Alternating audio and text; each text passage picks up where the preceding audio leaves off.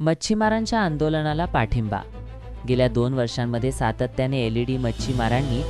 मच्छीमारी करणाऱ्या बोटींनी धुमाकूळ घातलेला आहे आणि या संदर्भात आम्ही सातत्याने मत्स्य विभागाकडे इथले मच्छीमार मागणी करत होते, परंतु याला कुठल्याही मत्स्य विभागाने हे केलं नाही आणि म्हणून गेल्या 8 दिवसांपासून मच्छीमार आंदोलन करतायत आणि म्हणून त्या आंदोलनाला पाठिंबा देण्यासाठी शिवसेनेने मोर्चा काढलेला आहे आणि जर या संदर्भात ही कारवाई तीव्र झाली नाही तर आम्ही याच्या स्वरूपात जास्त आंदोलन तीव्र करू। खरं तर आम्ही माननीय मुख्यमंत्री, माननीय मत्स्यमंत्री यांच्याकडे आम्ही सकारात्मक अजूनही आहोत की तुम्ही या एलईडी धारकांना बंदी असताना किनारपट्टीवर कसे येत आहेत आणि त्यांना सत्ताधारी कोणाचे पाठबळ आहे, कोण त्यांना पाठीशी घालतंय याचा तुम्ही मागोवा घ्या आणि या मच्छीमारांच्या विरोधात कारवाई तुम्ही तीव्र करा। आता आपण बघितलं असेल की आंदोलनाची सुरुवात झाल्यानंतर 8 दिवसांमध्ये 13 बोटी पकडल्यात, मग याआधी का झाल्या नाहीत? 7-8 महिने ते करतच होते आणि त्यामुळे ह्या सगळ्या विरोधात जे काही हप्तेबाजी सुरू आहे ती थांबली तरच ही कारवाई तीव्र होईल।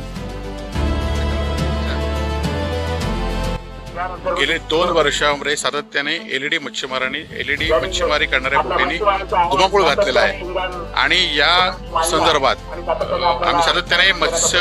खात्याकडे इथले मच्छीमार मागणी करत होते, परंतु याला कुठल्याही मत्स्य खात्याने हे केलं नाही आणि म्हणून गेल्या 8 दिवसापासून मच्छीमार आंदोलन करतायत आणि म्हणून त्या आंदोलनाला पाठिंबा देण्यासाठी शिवसेनेने मोर्चा काढलेला आहे